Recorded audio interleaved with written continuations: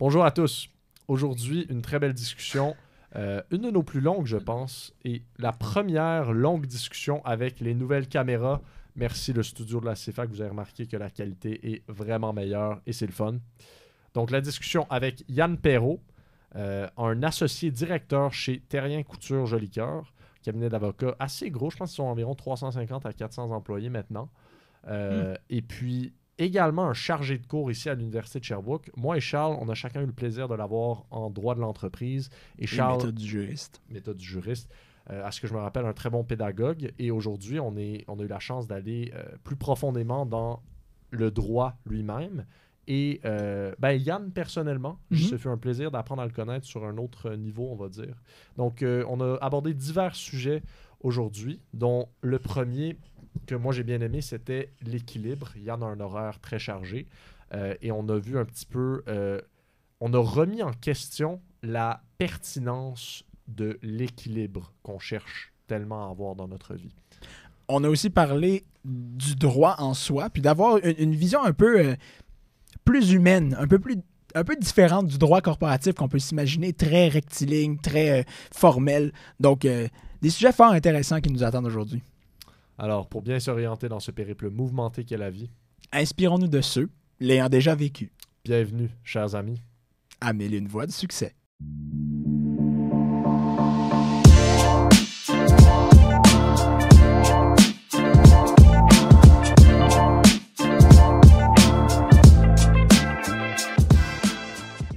Bonjour Yann Perrault, comment ça va? Absolument bien. Ben merci d'être là aussi, ça va être vraiment agréable comme discussion. Un avocat, d'ailleurs.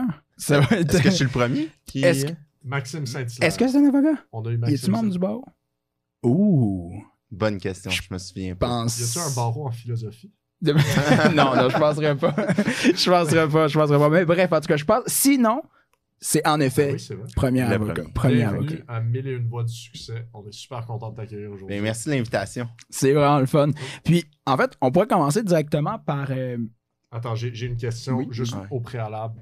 J'ai besoin de savoir, maintenant qu'on est devant tout le monde, est-ce que je pose trop de questions en classe? Est-ce que c'est gossant? Non, absolument pas. T'es quelqu'un qui participait. Une chance que t'es... J'ai la mémoire qu'il y en avait un qui répondait au moins aux questions. Là, tu me rassures. Peut-être. C'est pour tout le monde, ça a été dit. Mais peut-être pour tes collègues. Pour l'enseignant, non. Mais pour les collègues, je me prononce pas. C'est pas grave, ça. Vas-y, je voulais poser la question. Merci, Charles. Merci. C'était pour toi, ça. Ok, parfait. Génial. Je te demandais un petit peu de te présenter. Comment est-ce que tu es devenu avocat? Puis en fait, un peu l'histoire, là, parce que tu es allé à l'Université de Sherbrooke. C'est toujours la question à savoir d'où on part là, pour raconter tout ça. Puis je peux peut-être partir du parcours là, post comme secondaire, supposons là, du cégep. Moi, à l'époque, ce que j'étais comme destiné, je vais dire ça comme de cette manière-là, à aller en santé. C'était ce que je voulais faire, donc soit devenir médecin, dentiste. Fait que j'explorais vraiment là, les professions dans le domaine de la santé. Mais ce qui s'est passé, c'est que j'ai fait mes sciences nat pour m'ouvrir toutes les portes au cégep. Et je me suis retrouvé à la fin du cégep, en fait, à appliquer en podiatrie, donc en médecine podiatrique à Trois-Rivières. C'est un doctorat de premier cycle qui se donnait, puis qui se donne encore là, à cet endroit-là. Là. C'est la seule place au Québec. À ma connaissance, au Canada, il y a peut-être eu d'autres programmes qui ont été, qui sont partis ou qui ont débuté. Puis à l'époque, il y avait beaucoup, c'était dans les premières années de ce programme-là. Donc, je pense que c'était la 4e cohorte là, dans laquelle j'entrais parce que tous les podiatres qui exerçaient au Québec avaient fait leurs études aux États-Unis. Puis l'Université de Trois-Rivières venait de partir, dans le fond, un nouveau programme dans lequel j'ai embarqué parce que j'avais déjà consulté à l'époque, quand j'étais jeune, un podiatre, tout ça. Et en me disant, je vais partir ça va être excellent, je vais faire une belle carrière là-dedans, je vais finir 4 de mémoire, c'était 4 ans le programme, je vais ouvrir une clinique, parce que j'avais quand même un profil un peu peut-être entrepreneurial à l'époque, sans le connaître ou quoi que ce soit. Donc, j'ai fait mes études là-dedans, j'ai fait 1 an, puis j'ai vraiment pas trippé, là, mais sais, comme pas du tout, ça me parlait pas, tout ça. Puis là, on avait des stages d'observation à l'époque. Puis là, je m'étais retrouvé à aller dans des cliniques. Puis là, je me voyais faire ça quelques années, mais je me voyais pas à faire ça pendant, exemple, 10 ans de temps. Puis que ce soit comme un redondant. Je trouvais qu'il y avait une certaine redondance et tout ça. Puis s'il y en a qui, je sais pas si vous connaissez un peu, vous avez d'anciens collègues de classe là, qui ont étudié là-dedans. Là. Il y en a peu, il y a 25 personnes par année qui graduent, là, à peu près sans compter ceux qui changent des fois de programme. Puis moi, ce que je trouvais, c'est que c'est une super profession, mais je voyais pas. C'était comme au jour 1, ça commençait, puis tu étais au top de ta carrière. C'est ce que moi, je m'imaginais à cette époque-là. Alors que aujourd'hui, je représente plein de podiatres qui ultimement, je reste en contact avec... dans le cadre de ma pratique, j'en représente plein. Puis il y en a plein il y en a qui ont des réseaux, qui ont plusieurs cliniques, tout ça. Il y aurait eu une possibilité de peut-être développer ce côté entrepreneurial-là, mais je le voyais pas à cette époque-là. Et là, je m'étais dit, il faut que je m'ouvre des portes. Je savais pas en quoi m'en aller. Là, je vais me lancer en administration des affaires. C'est large. Je vais peut-être pouvoir devenir comptable. Si j'ai le goût d'aller en ressources humaines, j'irai en ressources humaines, etc. Et là, en regardant différents programmes, tout ça, j'avais également des gens, enfin une personne significative dans ma famille qui était avocate, en fait. Donc, et évidemment, ça m'intéressait tout ça. Puis là, j'ai vu le programme droit MBA à l'Université de Sherbrooke. Fait que c'est de là qu'est parti. Je combinais comme peut-être les deux éléments qui m'intéressaient à cette époque-là en me disant... Puis là, j'étais vraiment dans une optique de dire, je vais travailler en administration, là, mais au moins, j'irai me chercher un titre quelconque d'un non-professionnel si ça me tente, parce que je pourrais devenir... pas aller chercher mon titre d'avocat, puis ou devenir notaire, ou tout simplement dire... Je continue, exemple, en ressources humaines ou je vais faire un complément qui me permettrait de travailler en finance ou quoi que ce soit. Et c'est comme ça que je me suis retrouvé, en fait, à l'Université de Sherbrooke au bac, tout de suite après cette année-là, là, où j'ai fait comme une transition.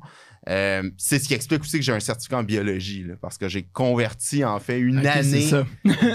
C'est ça. Moi, je me demandais, hein. J'ai converti une année ou des crédits parce que j'avais cumulé comme une 45 crédits universitaires, puis j'en ai converti 30 en certificat personnalisé en biologie. Je m'étais dit, ben, au moins, ça donnera un diplôme. Ouais, c'est un titre. Un titre, allons je sais pas si je l'ai vraiment utilisé dans ma vie, mais bon. En tant que biologiste, c'est pas fait. Non, absolument pas. Puis mes notions sont loin. J'ai fait comme un delete de ces notions-là, on dirait, apprises là, lors de cette année-là. Puis c'était très fondamental. La première année, c'était des cours de biologie, de physiologie. C'était peu appliqué aussi, là, c'est peut-être ça aussi qui avait rendu la chose intéressante. Mais des fois, tu sais, je sais pas vous, dans votre parcours aussi, tu sais, comment vous l'avez vécu de vous retrouver en droit ou tout ça, mais c'est difficile à cet âge-là, je pense, de prendre des décisions pour dire, hey, je suis en train de choisir comme une profession future. Oui, absolument. Puis c'est pour ça que j'ai beaucoup d'admiration pour du monde qui font un changement, qui réalisent du moins que, OK, non, ça, c'est pas un domaine pour moi, je décide de changer comme toi, un petit peu t'as fait. En rétrospect, je sais pas si... Parce que je peux pas dire que c'était le coup de foudre quand je suis rentré en droit la première fois. Genre, tu sais, les premières, même la première session en général. Genre, j'aimais le travail que ça l'apportait. Genre, j'aime ça de travailler en général. Fait que, mais c'était pas la matière que j'étais comme, ah, wow, c'est génial. Je sais pas. C'était difficile aussi parce que moi, quand j'avais pris cette décision-là, je m'en souviens encore, tu sais, de comme, c'était au mois de janvier, tu sais, il restait encore comme 3 mois à la session, là, c'était le début de la session. Puis là, de dire, j'avais quand même eu un parcours, je vais dire, pas typique, je vais dire ça comme ça. Donc, tu sais, tu fais ton secondaire, t'as tout le temps bien réussi à l'école, tombes en sciences nature, des bonnes notes, relativement, tu sais, des bonnes notes, etc. Ouais. Puis là, tu te dis, aïe, je prends totalement un tournant. Tu sais, j'étais tout le temps mindé à dire, ben, t'as le parcours, là, tu sais, que... Pas sans faire, puis je veux pas dire ça, mais tu sais, typique que tu sautes d'une affaire à un autre, puis tu commences, puis tu sais, les choses sont alignées. C'est exactement. Ça, je peux faire un point là-dessus. Là. Moi, je l'ai vécu parce que moi, j'étais en sciences nat avec Charles. Et initialement, j'avais en tête médecine parce que c'était la chose à faire. Tu es en sciences nat, tu as les notes pour, ben là, tu vas en médecine. Il y a plein de trucs dans médecine, tu vas trouver quelque chose qui t'aime. Puis médecine, c'est comme. Je veux pas dire que c'est un succès assuré, c'est un programme très difficile, mais si t'es bon à l'école, tu sais, après ça, tu vas avoir une bonne job, t'es assuré le reste de Ben, ta vie. c'est un peu, je veux pas dire c'est la pression sociale, là, mais tu sais, de dire, c'est ça, c'est comme le parcours typique, là, de dire, voici, tu sembles rentrer à peu près dans le moule, fait que tu vas continuer ton parcours de cette façon-là. Là, évidemment, là, il y a les notes aussi là, au cégep. Là, tu réalisais, puis je vais être bien franc, là, à un moment donné, je regardais la liste des cotères pour rentrer, puis là, tu te dis, là, ça marche, ça fonctionnera pas. Ouais. Ça fonctionnera pas, puis là, tu descends comme ça. C'est plate de décider de cette façon-là, mais tu te dis, j'ai comme les. Puis c'est un peu comme ça aussi, je m'étais retrouvé dans le domaine de la santé, mais ça m'intéressait, puis. J'avais appliqué en pharmacie, j'avais appliqué en. Médecine dentaire m'intéressait énormément. J'avais les notes, j'étais allé voir ma dentiste, puis elle m'avait découragé. Là. J'avais passé une journée avec elle. Et je vous garantis, là, elle m'avait. J'étais ressorti de là, puis ça m'avait comme confirmé que ça, c'était non.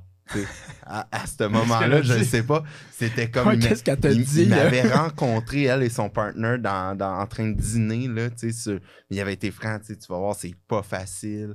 Il y a de la pression, les employés, c'est pas facile, etc. Puis on dirait que ça m'avait fait comme. OK, finalement, non. Puis c'est ils ont un travail qui est très artistique, là, je vais le dire comme ça. C'est très minutieux. Là, je m'étais dit, non, ça, je me vois pas ça. J'avais comme éliminé cet élément-là. C'est comme ça que je m'étais retrouvé en médecine postdoctorale. Ceci étant dit, je suis rentré en droit. Puis au contraire de peut-être toi qui n'étais pas sûr au début, Charles-Antoine, c'est que moi, j'ai vraiment, là, tout de suite, c'est comme... Oh, là, je sens que c'était ma place et tout ça. Puis là, ça s'est enclenché comme ça. J'arrivais, on dirait, avec beaucoup moins de pression que la pression que je me mettais quand j'avais fait une année universitaire dans l'autre programme. Puis c'est comme ça que les choses se sont comme, je vais dire, enclenchées. Puis j'ai tombé tout de suite très impliqué aussi à la faculté. Impliqué dans divers comités, proche peut-être plus de la direction, impliquée dans les activités du Centre de développement professionnel. Pour ceux qui vont écouter le podcast et qui sont en droit, vont reconnaître qu'est-ce qu'il en était. C'était donc, je m'impliquais pour aller voir aussi parce que là, j'étais tellement dans un mode de vouloir confirmer mes intérêts que j'allais aux différentes conférences de tout type, là. Les visites de bureau en grand cabinet, puis tout ça pour voir, c'est-tu quelque chose qui va m'intéresser ou quel genre de pratique je vais vouloir faire. Puis là, c'est comme ça que les choses se sont vraiment comme enclenchées. Puis à l'époque, quand on entrait, parce que je pense que maintenant, c'est plus comme ça, là, on peut appliquer à partir comme d'un autre programme universitaire, puis on sait qu'on rentre en droit MBA. Exact. Mais à l'époque, c'était pas comme ça. C'était, t'appliquais en droit, si t'avais les bonnes notes à la session 2, t'appliquais pour le MBA, puis là, c'était là. Donc, c'était pas un gage c'était pas une garantie, en fait, que t'étais embarqué dans le programme. Et là, évidemment, les choses, je l'avais en tête, tout ça, puis c'est là que ça s'est enclenché. J'ai fait après ça, donc, MBA. J'ai entré en stage aussi dans un département juridique qui était chez Rona à l'époque. Là, maintenant, c'est devenu en main canadienne. Là. Mais bon, avant que ça devienne Lowe's. Avant que ça devienne Lowe's. C'était pas Lowe's encore. Donc, j'ai fait des stages là, en plus en transactionnel en droit immobilier. J'en ai complété comme 2. J'ai poursuivi également. Je prolongeais les stages parce que ça allait bien dans cette équipe-là. J'avais été bien intégré, tout ça. Puis j'étais vraiment plongé dans les dossiers. Moi, j'ai été plongé dans des dossiers assez rapidement, dans des dossiers d'envergure, très exposés. Même au cabinet où je suis maintenant, chez Terrien Couture Jolicoeur, vite, j'ai été exposé dans les dossiers. Je ne sais pas si c'est moi. J'ai jamais su si c'est moi qui recherchais ça ou si c'est les circonstances dans circonstances, l'environnement de travail qui ont fait en sorte que je me suis retrouvé Puis chez Rona, c'était quoi les genres de gros dossiers que tu fais mention? Là? Au début, j'ai été beaucoup dans... C'était des dossiers transactionnels où soit ils rachetaient des marchands, où ils revendaient à des marchands, tout ça. C'était également... ils ont plein de bannières, là, à l'époque, il y avait plein de bannières dont on ne sait même pas que ça leur appartient. Donc, je travaillais beaucoup pour d'autres provinces canadiennes. Parmi des premiers mandats, là, c'est des mandats des fois qui sont souvent donnés à soit des plus jeunes avocats, tout ça. Là. Moi, j'ai enregistré des sociétés par action, des compagnies dans toutes les provinces canadiennes à cette époque-là. Le Yukon, le territoire du Nord-Ouest. Donc, on allait immatriculer. J'étais en contact avec les avocats dans ces provinces-là qui étaient dans des cabinets, là, en fait. Là. Donc, ça m'a permis d'avoir une exposition peut-être plus large à certaines choses, puis toujours en droit corporatif, parce que maintenant, ma pratique est principalement transactionnelle, droit corporatif, réorganisation, tout ça. Puis, il y avait, pendant mon stage, il y avait une parajuriste de grande expérience qui était une consultante externe là-bas. Puis elle m'avait pris un peu sous son aile. Puis elle m'avait montré, là, elle s'installait à côté de moi, puis elle me montrait plein de choses qui sont, je vais dire, de base en droit corporatif. Puis c'est là que j'ai appris vraiment, je vais dire, à pratiquer en droit corporatif qui est purement là, vraiment de l'application de la loi sur les sociétés par action, ces choses-là. Puis c'est ce qui a permis, puis qui a fait en sorte que je me suis retrouvé aussi avec le travail que j'ai présentement. Puis tu sais, ça, j'ai toujours été très reconnaissant envers cette personne-là, tu sais, qui a pris le temps de montrer ces éléments. Ça a été super formateur. Tout ça. Puis après ça, fait que là, j'avais fait les 2 stages à ce moment-là. Et je m'étais dit, bon, moi, un jour, j'allais explorer. Hein, donc, je voulais m'en aller en grand cabinet. Mon choix était fait, tout ça. Pour celles et ceux qui vont écouter le podcast... On va en parler. Là, on va en parler. Là, questions, là. Et là, évidemment, est venu les moments d'appliquer pour la course au stage. La fameuse course au stage qui met bien la pression aux étudiants que j'aime bien dire d'essayer parce qu'il y a tellement autre chose que ça aussi là, dans la vie. Puis j'avais fait la course au stage. Puis là, moi, j'avais fait la course au stage. Là, tant que je suis quelqu'un dans la vie qui... Je vais souvent all-in. C'est tout ou pas en tout. C'est tout ou pas en tout. Toutes les rencontres, tous les cabinets. Donc là, je sais pas combien il y en avait sur la liste à l'époque, là, mais je pense que j'ai appliqué dans une 20aine de bureaux. Donc... oh shit, quand même, hein? J'ai fait appliquer dans 20 bureaux, puis j'ai été appelé en entrevue dans 13 ou 14 bureaux. OK? Donc là, comment est-ce que tu te vois à cette époque-là? T'es plus jeune, ça, tu te dis, ben là, sur 13 ou 14, ça va fonctionner. C'est donc, clair. C'est sûr que ça va fonctionner, tout ça. Et donc, passe la première vague d'entrevues parce que ça s'étalait sur 3 semaines. C'est encore un peu comme ça. Passe la première vague d'entrevues, les premières entrevues. Je me rappelle encore, j'étais justement en stage à ce moment-là. Mais là, 13 entrevues dans une semaine, là, l'horaire était comme... Je me rappelle d'en avoir aussi refusé en entrevue parce que c'était plus compatible dans l'horaire. Ça, on doit se sentir cool. Refuser un gros j'avais câble en refusé. Pinacle du pouvoir, ça. Oui. Et donc, j'avais refusé. Et là, 2e semaine, 2 entrevues. Donc, j'avais été refusé comme dans 11 ou 12 bureaux. Là, tu te dis, oups, OK. Là, ça te remet comme en question un peu et tout ça. Donc, passe les 2 autres entrevues. J'ai pas été appelé en 3e entrevue. Et là, donc, je savais que la course, c'était comme... pas d'offre, absolument rien. Et ça, je vais vous avouer, ça a été comme un choc parce que... Tout s'écroule? Tout s'écroule. Oui, sur le coup, tu fais comme « Oh, OK, là, qu'est-ce que je vais faire quand j'ai misé dans les 3 dernières années sur « ça va fonctionner ». T'as quand même, je veux dire, le parcours était correct. T'sais, sur papier, supposons, là, sur papier, ça fonctionnait. C'était pas, il n'y avait pas d'enjeu à ce niveau-là. Maintenant, c'est comme ça te remet en question sur... Bon, ta personnalité, qu'est-ce que j'ai fait de pas correct, tout ça. J'ai réalisé après coup que c'était peut-être la façon dont j'abordais les entrevues ou tout ça. Je veux pas dire que c'était beige, là, je m'excuse cette expression-là, mais c'était peut-être, ça avait été pareil un peu partout. J'avais vendu la même salade, excusez-moi l'expression, à chaque endroit. Donc, probablement, c'était redondant. Et c'est sûr que quand tu passes des gens en entrevue, quand tu es de l'autre côté de la table et que tu es l'intervieweur, tu réalises que ce que tu es en train probablement de te faire raconter, ça a été raconté dans tous les autres avant. Ça manque d'authenticité.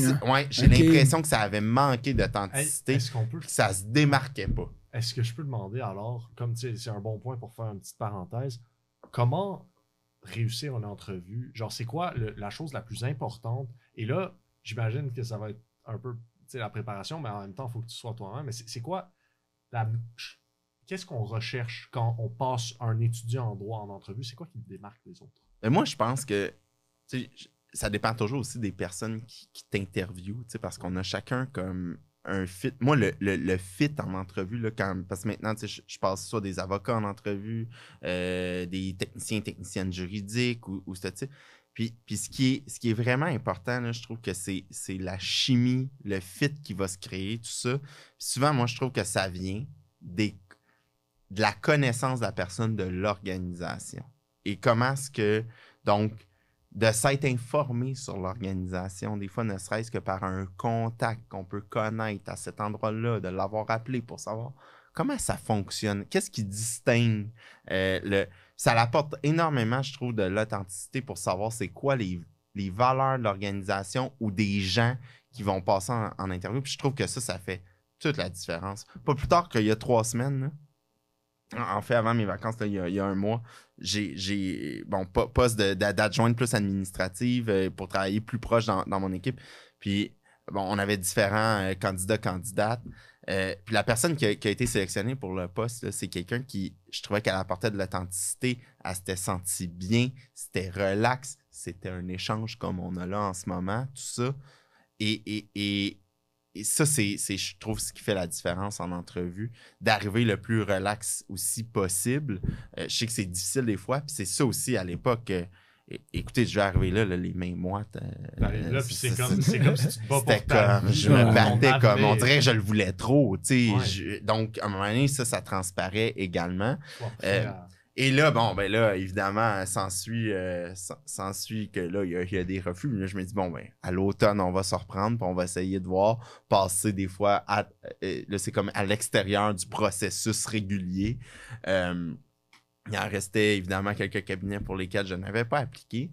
Puis je vois une offre d'emploi où ils recherchent des stagiaires chez, à l'époque, Ternier Couture Avocat. Donc, ça s'appelait comme ça à l'époque. Et donc, je me dis, évidemment, je vais appliquer. Ils font un processus en dehors, tout ça. Mais là, je suis vraiment rentré parce que j'ai eu comme 3 entrevues dans 3 différents cabinets à cet automne-là. Et là, je suis rentré dans un mode vraiment en me disant, advienne que pourra. C'était vraiment plus relax. Je m'étais dit, quand justement j'avais eu la réflexion de dire, là, ce que je recherche, c'est vraiment un fit. Que ce soit un échange. J'arrivais beaucoup moins stressé, beaucoup moins de pression. Puis ça a vraiment il y a eu le déclic, en fait. Est-ce que tu es arrivé moins préparé? Peut-être préparé différemment. En fait, je pense, grandi de l'expérience passée, puis c'est sûr peut-être plus préparé. Je vais vous donner des exemples, là. Moi, je suis déjà rentré dans un grand cabinet, dont je nommerai pas le nom, là, pendant les... Mais il y avait 3 associés le long de la table. Aucun papier, il n'y avait rien qui traînait sur la table. Il avait appris mon CV puis la lettre de présentation par cœur. Vraiment, probablement que c'était dans l'armoire en arrière. Là. Il y a 15 minutes. Il y a 15 minutes. Et là, il posait des questions et tout ça. Puis c'était tellement... Ça m'avait vraiment comme...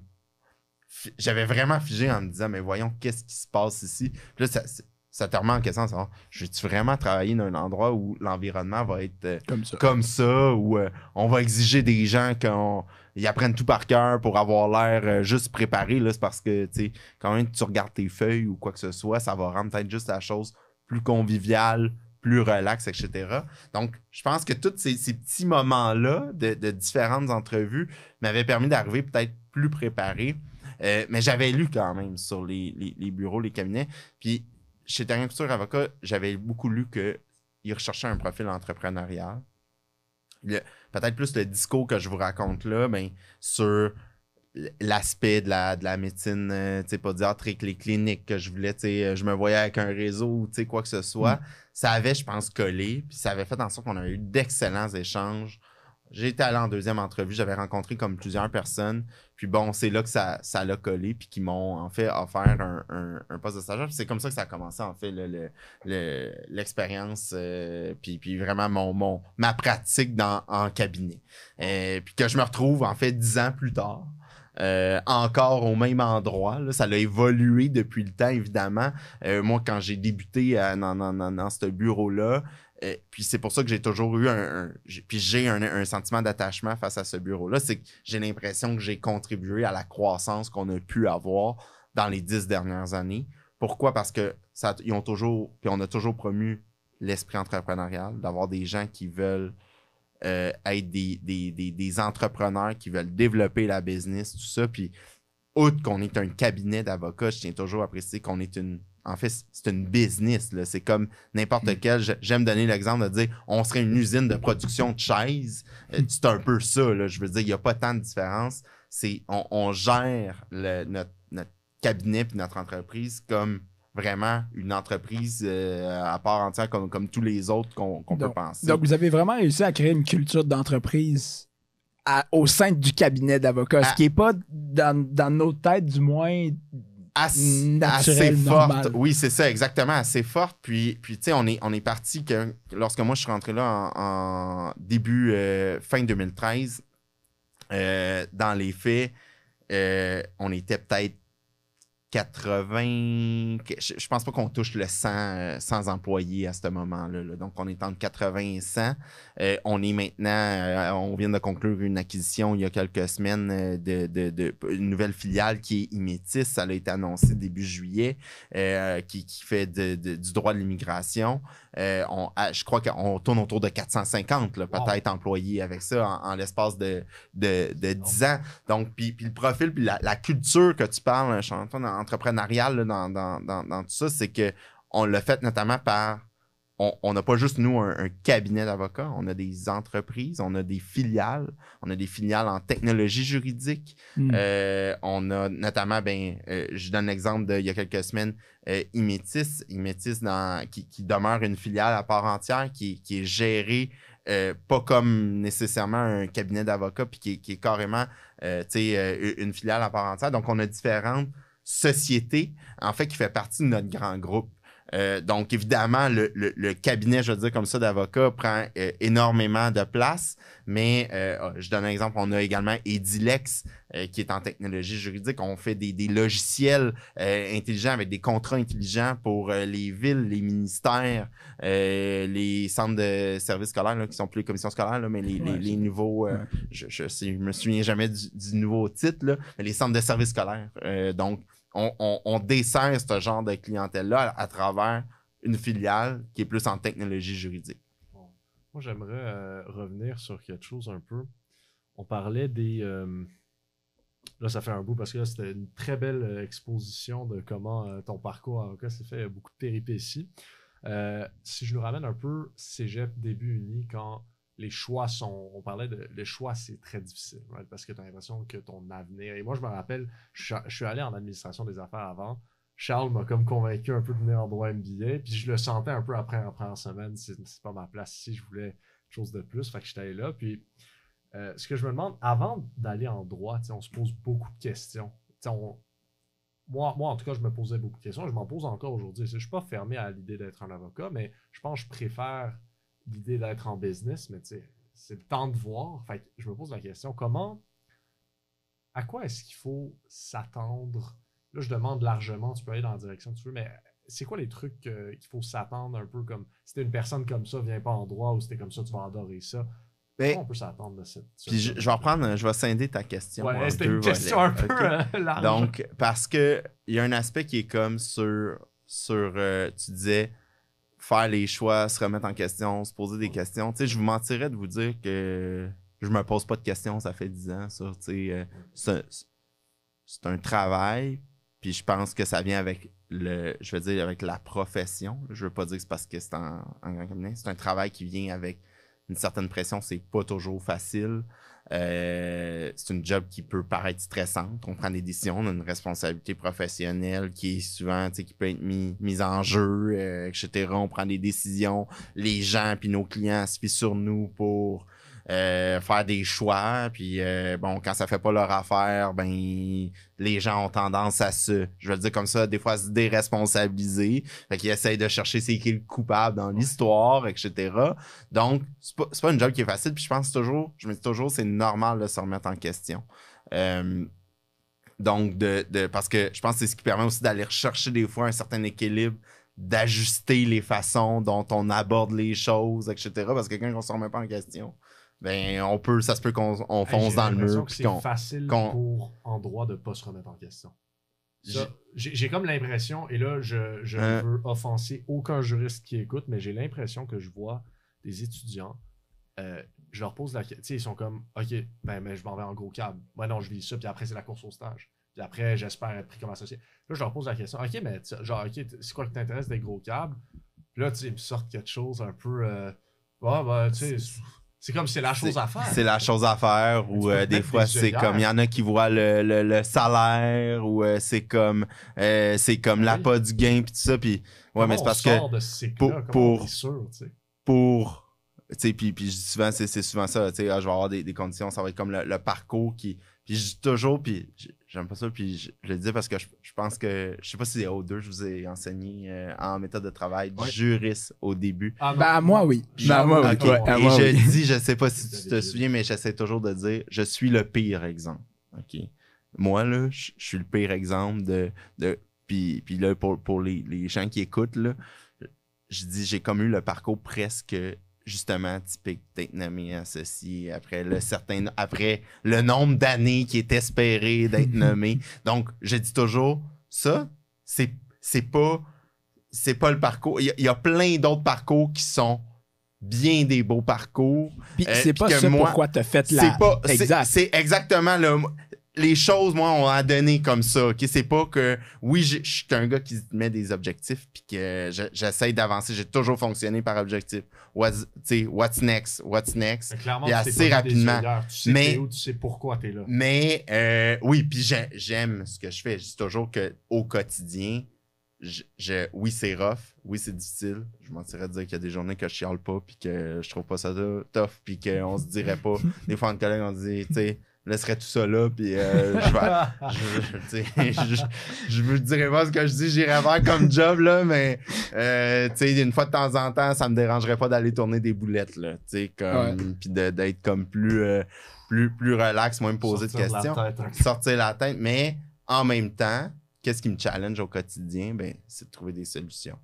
C'est de rencontrer, tu sais, juste avant le podcast, c'est à toi que je disais, ou je me souviens avec les deux, je disais, c'est que j'ai rencontré des clients il y a quelques semaines, puis j'avais l'impression que j'étais passé en entrevue, etc. Ouais. Puis que là, mais tu ressors de là avec tellement une énergie, ils te recontactent, transfèrent leur dossier avec toi. C'est comme, c'est très gratifiant.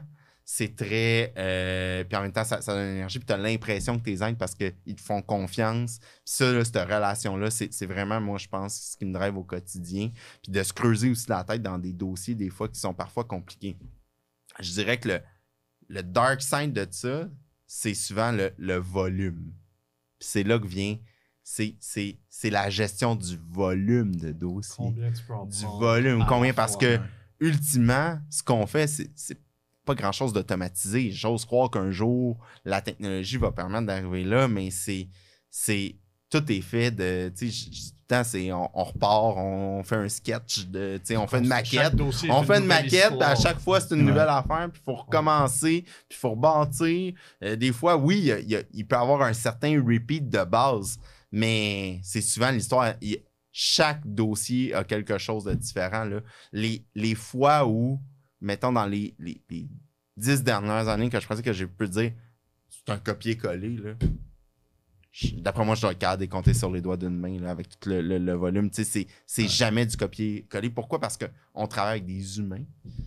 Puis ces humains-là, tout le monde voit les choses différemment. Puis bon, ils ont des circonstances différentes. À chaque fois, tu as l'impression que tu as tout vu, mais il y en a un qui te sort une nouvelle affaire que tu n'as jamais vue, tu n'as jamais entendue. L'humain étant ce qu'il est, là, on change d'idée, on change notre fusil d'épaule à un moment donné. Donc, tous les revirements qu'il peut y avoir, ben, c'est ce qui fait en sorte que c'est plaisant. Puis il y a zéro redondance, en fait. C'est toujours nouveau. Chaque jour que je me lève, c'est nouveau. Puis ça, c'est le côté plaisant du quotidien, je dirais, des gens qui veulent avoir une pratique qui est peut-être plus traditionnelle en cabinet privé où c'est tout le temps nouveau. Parce que ça, je trouve ça rafraîchissant comme discours parce que, surtout entre étudiants, on parle beaucoup de... On déshumanise beaucoup les gros cabinets.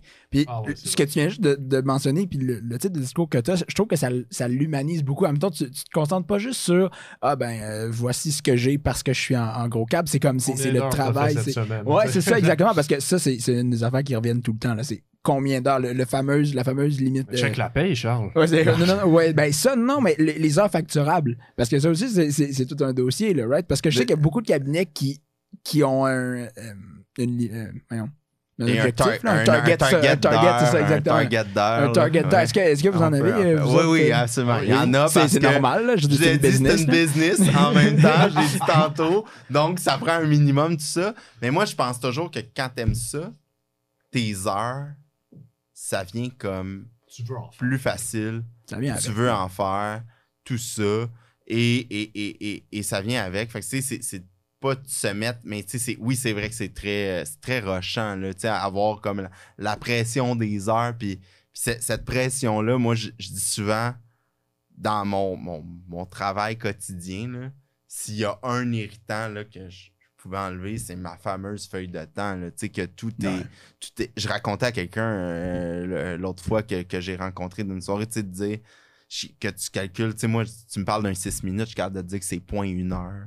Tu me dis 9 minutes, c'est 0.15 heures. Un moment vient que tu connais tes fractions d'heures, ça devient à un moment donné challengeant parce que tu finis ta journée puis qu'est-ce que tu veux, ben là, il faut que la feuille de temps, tu sais combien d'heures il faut que tu fasses à la minute près. Ah non, mais il faut arrêter le podcast tout de suite, ça fait 26 minutes qu'on est bilé, Charles. Ça, c'est 26 minutes, là, c'est autour de entre 0.45 et 0.5.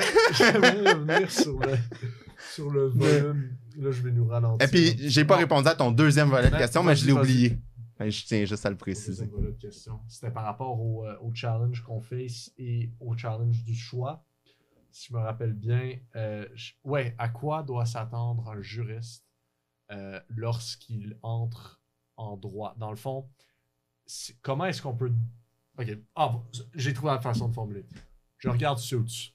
C'est le fun d'être avocat. Ça a tellement l'air cool. Tu vas dans des dossiers, ça se passe tout en 2 jours, chaque dossier. Tu vois du... T'as un chauffeur, tu te fais conduire. T'as un chauffeur, tu fais des gros dossiers. À un moment donné, tu vas presque mourir de la pression, mais là, tu réussis à la dernière minute, c'est incroyable. Tu regardes ça, puis là, je suis comme, OK, ben, je vais aller en droit. Maintenant, ramène-moi à la terre. C'est quoi la réalité? Est-ce que je devrais aller en droit et pourquoi? En fait, ben, puis j'ai touché, je l'ai peut-être abordé un peu tantôt, là, mais l'aspect que, tu sais, quelqu'un qui cherche de la variété là, au quotidien puis qui veut pas que ce soit comme redondant, là, je pense vraiment que c'est un beau métier. C'est drôle qu'on s'attendrait pas à ça. C'est une belle profession, je trouve, pour faire ça parce que je vais dire la courbe de comme connaissance aussi puis de compréhension puis d'apprentissage, en fait, la courbe d'apprentissage là, au fil des années, elle continue toujours. C'est sûr qu'au début, dans les premières années de pratique, elle est comme exponentielle là, parce que tu apprends chaque nouvelle... Chaque dossier est une nouvelle affaire. Puis je me souviens encore à l'époque de me dire qu'est-ce qui va me tomber sur la tête aujourd'hui là, que genre j'aurais jamais fait puis que j'aurais ni d'Ève ni d'Adam. Là, comme comment commencer le document ou quoi que ce soit. À un moment donné, moi, j'ai toujours dit qu'après un 5 ans de pratique, là, parce que là, t'apprends, là, c'est comme ça rentre au gros...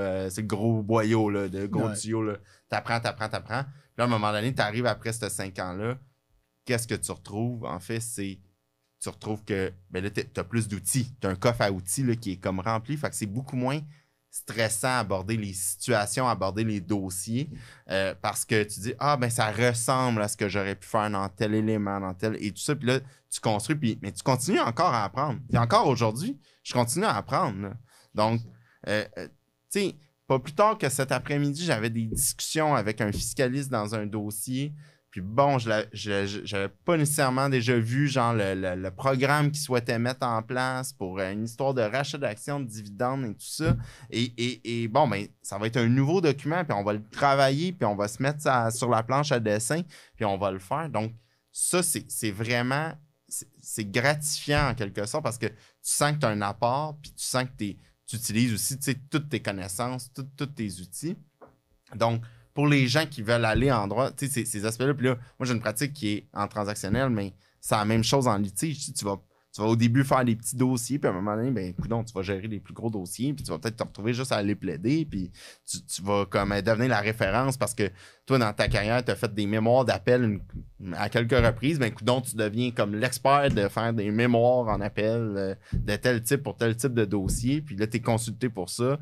Donc, tu développes énormément d'expertise, puis il y a moyen, puis c'est tellement vaste aussi que tu peux... C'est difficile à croire qu'il n'y a rien que tu ne puisses pas aimer dans tout le champ de ce qu'on peut faire. C'est ce que Casirer nous a dit à notre speech. Il nous a dit, votre perception du monde entier, vous devenez juriste, ça va changer parce que ça touche à tout. Puis c'est vrai, quand je regarde un chat, je me demande, maintenant, c'est parce que dans notre exemple de je me demande si c'est un bien abandonné ou un trésor, si c'est jamais un trésor.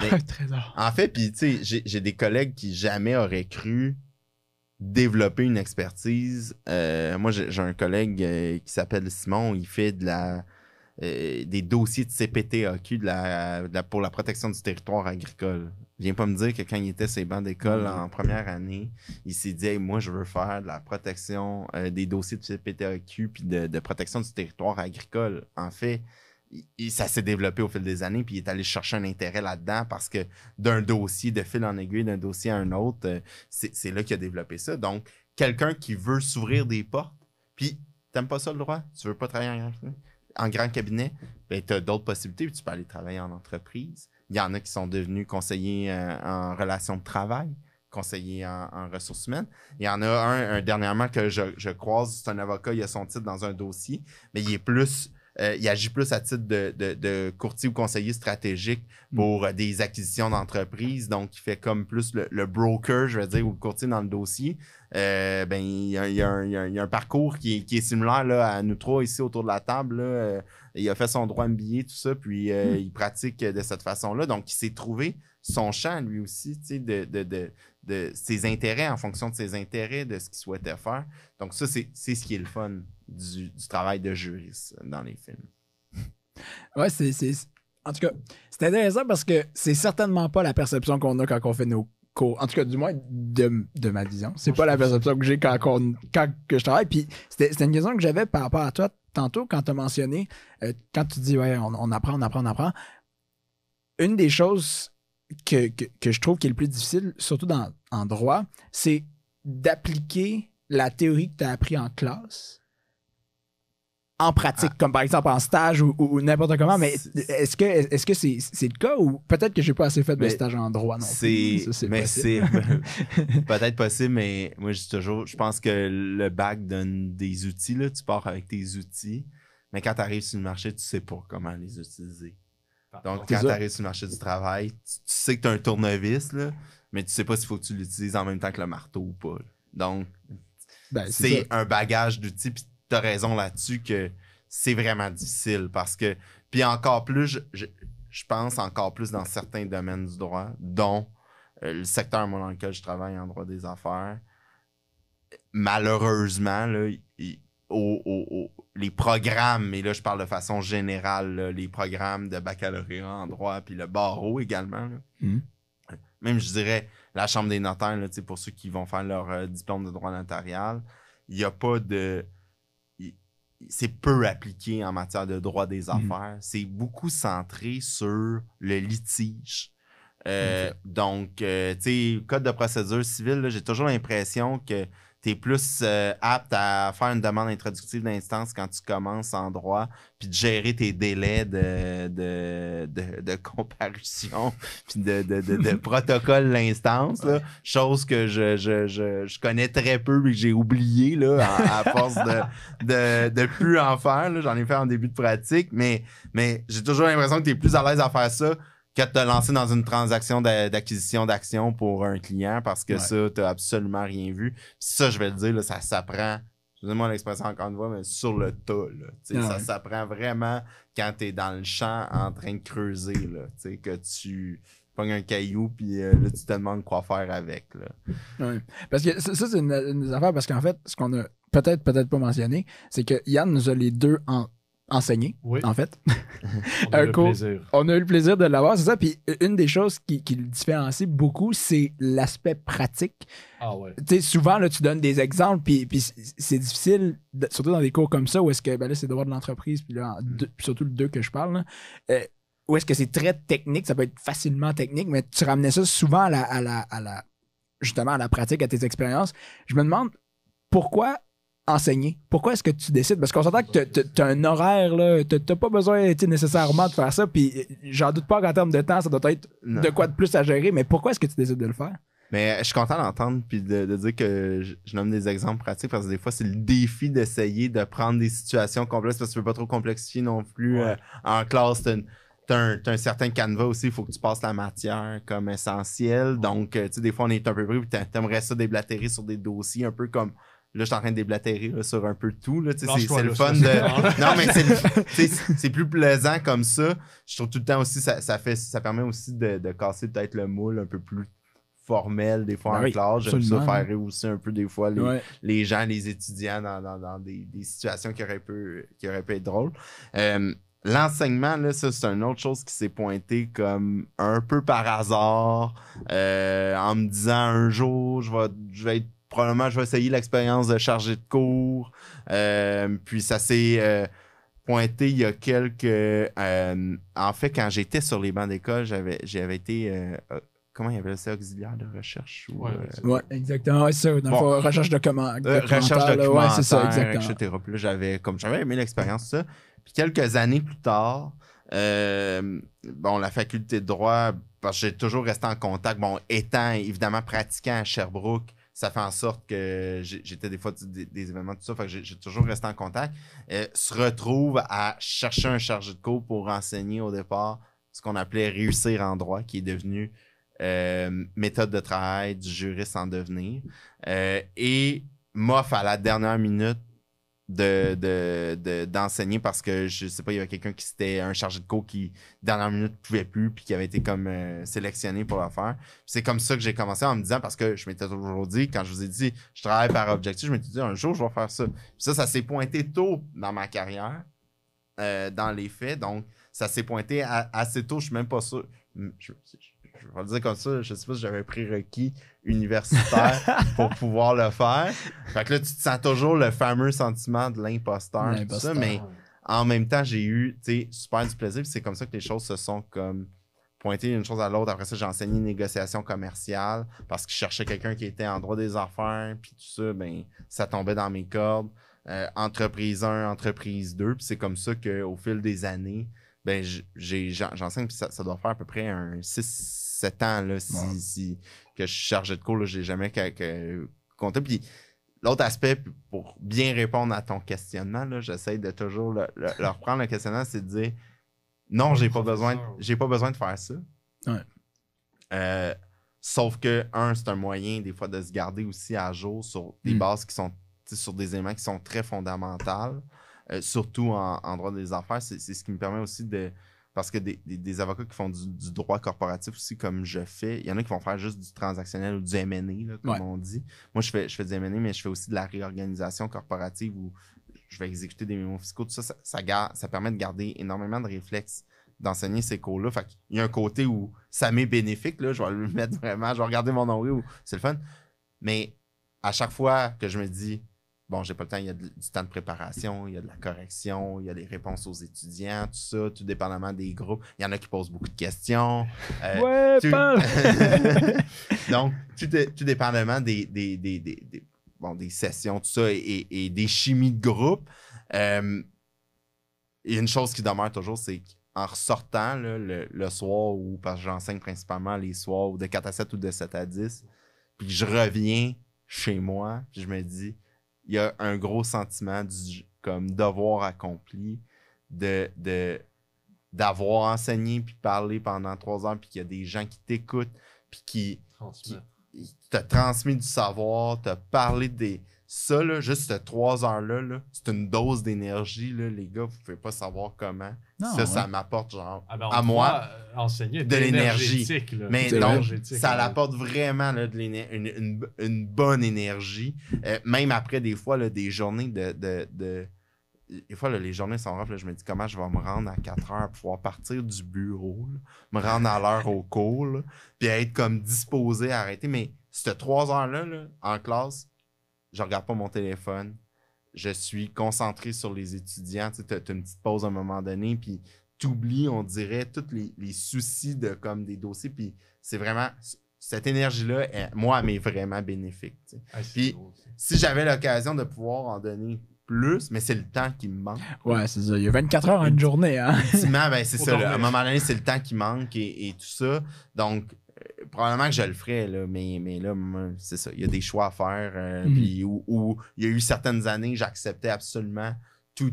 Là, toutes les opportunités qui m'étaient présentées, là, c'était oui. Maintenant, j'essaie tranquillement, mais je suis en apprentissage là-dessus, à commencer à faire des choix, puis à des fois à refuser de dire non ou quoi que ce soit, ou choisir plus certains éléments qui vont me passionner. Ouais. En tant que prof, c'est un bon moment pour aller dans cette direction-là. Tu sais, tu as été étudiant en droit, tu sais à quel point, à ce moment-là, dans leur vie, les étudiants se mettent une pression énorme. Puis là, toi, non seulement tu as eu l'occasion de le vivre, mais tu as l'occasion de le voir d'un coup d'œil de quelqu'un qui l'a vécu, qui a maintenant réussi dans ce domaine-là et qui enseigne à cette génération-là qui vit ça. Comment ça t'impacte? Savoir ce qu'ils vivent, voir le stress, par exemple, pour l'examen, et ainsi de suite. Mais, puis tu touches un point, puis c'est pas juste les étudiants, parce que je le vois aussi quand ces personnes-là, là, les étudiants, en fait, rentrent sur le marché du travail, puis ils viennent se joindre, mettons, au cabinet, tout ça. Moi, j'ai vu l'évolution dans les dernières années, je vais dire dans les 5 dernières années, où il y a comme une différence, puis c'est vrai qu'il y a plus de pression. Je pense que les étudiants se mettent plus de pression. Puis je sais pas qu'est-ce qui cause ça. Est-ce qu'ils sont plus... tu sais, je suis pas j'ai pas fait d'analyse ou j'ai pas nécessairement lu énormément, mais tu sais, il y a eu des rapports du barreau aussi qui sont pas... tu sais, que les jeunes avocats, il y a plus de détresse, tu sais, psychologique, tout ça. Puis je sais pas si ces éléments-là viennent du fait que les gens s'isolent plus, sont moins en groupe. Tu sais, la pandémie aussi, est-ce que ça l'a créé aussi ça l'a en fait empiré peut-être cette situation-là où les gens, ils se consultent pas, sont pas en équipe entre eux ou quoi que ce soit. Il y a beaucoup aussi un esprit en droit, je pense, des fois, de compétition que je pense qu'il faut, malsaine peut-être, la pression des notes, qui vient comme à rechercher. Puis ça, je te dirais que moi, je l'ai remarqué. Puis est-ce que c'est bien? Puis tu sais, moi, ce que j'aurais envie de dire aux gens, c'est comme, arrêtez de vous comparer, tu sais, puis si vous avez un objectif clair en tête, ça va se passer. Puis si ça se passe pas comme rapidement, ou au moment où vous l'avez en fait, que vous vouliez que ça arrive, ben, ça va se passer plus tard. Tu sais, je reprends l'exemple tantôt de mon histoire de course au stage. Ben, ultimement, là, ça a bien fini. Tu regardes ça avec du recul, tu te dis, ben, OK, c'était, oui, j'ai eu une petite jambette en cours de route, mais je me suis relevé. Ça te permet, en fait, d'avoir un parcours meilleur. Moi, j'ai une de mes amies proches là, de longue date, OK, qui a fait également son bac en droit. Je la connaissais avant le bac en droit, puis je vais vous le dire, là, elle n'a pas eu un parcours facile au début. Là. Elle était loin d'être en grand cabinet, puis je me souviens, elle travaillait pour un avocat là, en stage. Là. Il a payé, là, les gars, une somme déraisonnable. C'était une histoire de... Il payait comme 200$ comme par semaine. C'était même pas le salaire minimum. Elle travaillait comme une folle, tout ça.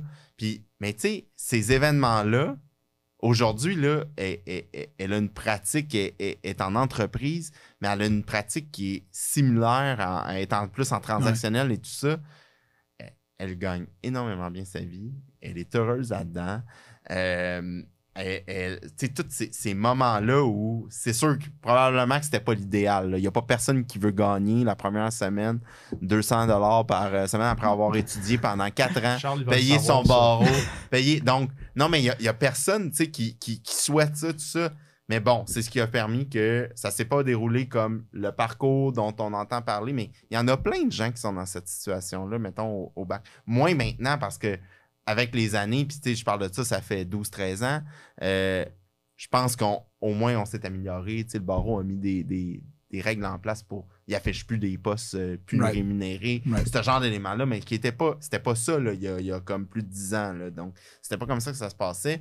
Puis, donc, ça pour dire que tu vas finir par trouver, tu sais, ton compte, puis il faut s'enlever cette pression-là. Puis c'est pas parce que tu avais des moins bonnes notes au bac que tu finiras pas par faire...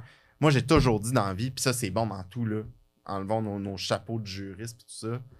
Quand tu sais travailler, puis que tu as une volonté de vouloir travailler, puis que tu es quelqu'un de travaillant, les choses, là, vont finir parce que tu vas bûcher, puis tu vas finir pour arriver à tes fins. Puis il y a tout le temps un employeur, quelqu'un qui va être super reconnaissant de ça, puis qui va t'ouvrir les portes. Tu sais, moi, je suis issu d'une famille, là, je vais tomber plus dans le personnel, là, mais je suis issu d'une famille que moi, mes parents, ils n'étaient pas allés à l'université, là, puis ils n'ont pas d'études, puis ils ont très bien réussi leur vie. Ben, pourquoi? Parce que ce que j'ai appris d'eux autres, c'est que c'était des gens travaillants, c'était des gens qui se pointaient le matin, puis qui étaient comme toujours en esprit d'équipe, vouloir travailler en équipe. Ben, tu deviens un élément clé dans une business ou dans une entreprise. Quand tu agis comme ça ou dans n'importe quelle organisation dans laquelle tu évolues, les gens vont se fier sur toi. Puis comme ça, tu vas évoluer, puis ça va super bien se passer. Le volume aussi, parce que là, on en a parlé, tu sais, la pression des étudiants qui se mettent, puis les jeunes gens qui arrivent sur le marché du travail, puis on a touché ce point-là plus tôt. Puis on avait mis dans une des questions, une des statistiques, c'est que je pense que le droit il est comme 15e sur la liste de métiers avec le plus haut taux de suicide, burn-out, dépression, tout ça. Et ça, j'imagine, c'est beaucoup des gens qui s'en mettent énormément. Fait que comment on en arrive là? Comment on gère ce volume-là? Et comment toi, tu as fait pour trouver un équilibre? Parce que là, tu en prends énormément sur les épaules, mais on dirait que genre t'en prends tellement parce que tu sais que tu peux le prendre et tu as envie de le prendre. Comment tu trouves cet équilibre-là? Comment tu gères ça? C'est drôle que tu dis. Comment tu te supportes? Tu as trouvé l'équilibre parce que je pense que je ne l'ai pas trouvé encore. Pas encore. Tu prends des choses pour acquis parce que. C'est peut-être. Tu prends des éléments comme acquis parce que. Non, je pense qu'au quotidien, je suis encore dans la recherche de cet équilibre-là. Je pense qu'avec les années, des fois, ben, la pression change de place un petit peu. Parce que, en ce sens que, ben, au début, c'est les dossiers qui te stressent. Les dossiers sont encore très stressants. Oui. Des fois, c'est les clients. En fait, souvent, le client est plus stressant. Dans mon cas, le client est plus stressant que le dossier comme tel. OK? Donc, le dossier, on sait qu'on est capable de le gérer, tout ça. Maintenant, c'est des échéances, les délais, puis ce que le client t'impose. Mais la recherche de cet équilibre-là, ça fait partie du défi quotidien. C'est un combat qui se termine pas. D'apprendre à dire non. Moi, je suis pas quelqu'un qui a de la facilité à dire non. OK? Donc, à dire que je vais pas faire... Tu sais, à chaque fois qu'il y a quelqu'un qui me demande tu serais-tu sur... ça tenterait-tu de siéger sur le conseil d'administration? Ou tu sais, j'ai des opportunités comme ça dans l'année, là. Et à chaque fois, là, je me dis comment je vais faire pour me sortir... Pas me sortir de ça, mais dire non et tout ça. Puis ça devient... Mais moi, là, si j'ai un conseil à donner, là, c'est essayer de développer cette notion-là de respecter vos limites plus jeune. Parce que je pense que ça l'aide après ça à conserver cet équilibre-là. Et je pense que la génération, en fait, la nouvelle génération là, de gens, mettons, qu'on peut accueillir nous autres au bureau, puis dans laquelle vous évoluez, a un peu plus ces notions-là de mettre les limites, puis de dire, parce que moi, j'en ai des jeunes avocats qui vont dire, ou des plus jeunes personnes ou professionnels au bureau, là, avocats ou autres, là, qui vont dire, ben moi, sais-tu, le vendredi soir, ça se termine, puis je vais vérifier mes courriels, ça va aller au lundi matin, puis je travaillerai pas en fin de semaine. Je pense qu'on est en train de peut-être vivre en société ce changement-là un peu qui, j'espère, va permettre d'éviter qu'on se retrouve avec des statistiques telles que tu le mentionnes sur des gens qui ont des problèmes de détresse de santé mentale, etc. J'ose croire que ça va permettre d'améliorer ça, peut-être avec... Puis on a beaucoup à apprendre, je trouve. Je parle de... Moi, je me compare souvent à la génération qui est peut-être plus au-dessus de moi, qui ont travaillé beaucoup, qui ont bûché fort. Je suis plus de... Des fois, j'ai une vieille mentalité, je dis là-dessus, c'est de dire, go, on va être capable d'en donner, puis c'est pas grave, on va saigner un peu, puis on va finir, on va avoir les 2 genoux bien usés, là, parce que... Mais on va être fatigué, brûlé, puis tu sais, tout ça. J'ai un peu cette... Mais j'ai tendance à vouloir à commencer à dire, ah non, tu sais, c'est important, puis la santé mentale, c'est important, tu sais, puis c'est pas vrai que tu peux maintenir ce beat-là, là, tu sais, à fond pendant 30 ans de temps, là, tu sais, combien d'années qu'on pratique, qu'on est sur le marché de l'emploi, là, puis tu sais, ça, c'est bon dans n'importe quoi, pour n'importe quel business, là, mais tu dis, c'est pas vrai que tu peux maintenir un beat, puis il faut trouver des moments, à un moment donné, où mettre, tu sais, c'est limite, puis moi, à un moment donné, il y a un mentor qui m'avait dit, ben, au début de l'année, t'arrives, là, puis tu sais, mais... Parce que dans les premières années, là, des fois, je prenais très, très peu de vacances. Tu sais, j'étais tellement dans le travail ou envenimé par ça. Puis c'est pas parce qu'on me le demandait, mais en même temps, le milieu dans lequel on évolue en grand cabinet sont pas nécessairement... Ça change un peu là, avec le temps, là, mais je trouvais qu'à l'époque, c'est pas là qu'on vient cogner à ta porte pour te dire hey, ça serait peut-être le temps que... Tu sais, plus t'en donnes... Plus j'aime ça. Plus ça va être mieux, plus tu vas être apprécié, plus que... Puis dans les premières années, puis à un moment donné, il y a un mentor qui m'avait dit, début de l'année, là, parce que j'étais arrivé à la fin d'une année, puis je trouvais que j'étais essoufflé, là, j'avais la langue à terre, là, puis tout ça. Puis là, il a dit, faut que tu prévois, au début de l'année, tu mets dans ton agenda les semaines de vacances que tu souhaites prendre. Puis ça, c'est sacré. Tu n'acceptes rien dans ces moments-là. Puis je le fais pas systématiquement. Je mentirais de dire qu'à chaque début d'année, je m'installe puis que je le fais. Sauf que moi, je le fais toujours sur un horizon de 3-4 mois. Donc, sur 3-4 mois, j'ai toujours des vacances ou une semaine de prévu ou tout ça. Donc, je sais qu'on s'en va vers là. Ça donne des beaux objectifs. C'est le fun d'arriver là, tout ça. Puis ça permet au moins de garder un certain équilibre parce que sinon, tu vas te faire manger tout rond. Là, puis est-ce que tu es capable de respecter ces semaines-là? Ouais. Est-ce que pendant ces semaines-là, tu touches pas à tes trucs? Puis en fait, c'est difficile de dire je touche à rien, je regarde rien, évidemment, parce que, bon, des fois, les responsabilités aussi qu'on a, ou le rôle qu'on peut avoir dans l'organisation, fait en sorte qu'il faut quand même, des fois, rester disponible. Mais autant que possible, au fil des années, moi, j'ai pu me bâtir aussi une équipe. Tu te bâtis une équipe, c'est pour ça aussi qu'on travaille en équipe.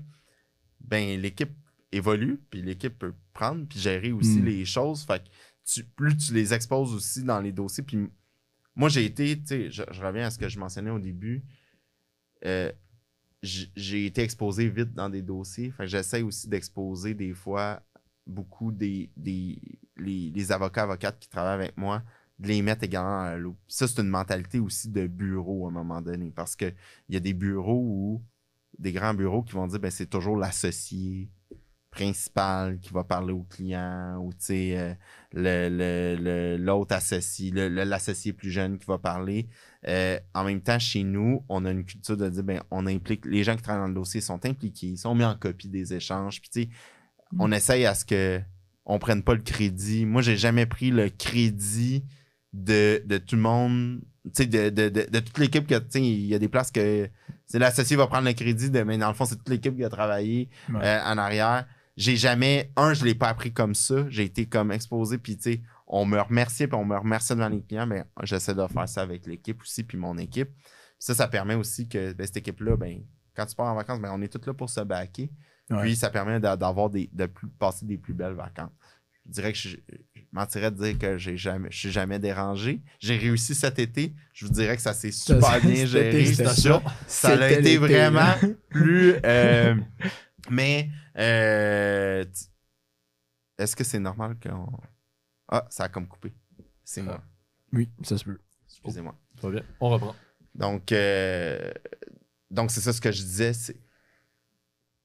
Problème technique. Test. 1, 2, 1, 2. On sera de retour dans un instant. C'est bon. pense que c'est quand j'accrochais le truc. Ouais. Je pense que c'est quand j'accroche le truc. On reprend. Fait que, bref, c'est ça. Mais j'aimerais amener un point. J'ai eu une réflexion pendant qu'on parlait de l'équilibre, puis j'ai vraiment aimé. Ah oui, c'est pour toi.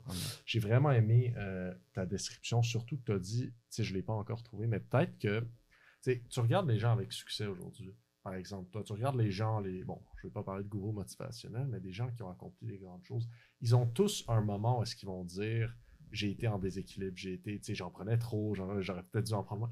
Peut-être que l'équilibre, en fait, c'est de, comment dire, gérer un déséquilibre. Ben, en fait, ça revient à ce que Yann a dit. Il a dit il faut que tu connaisses tes limites.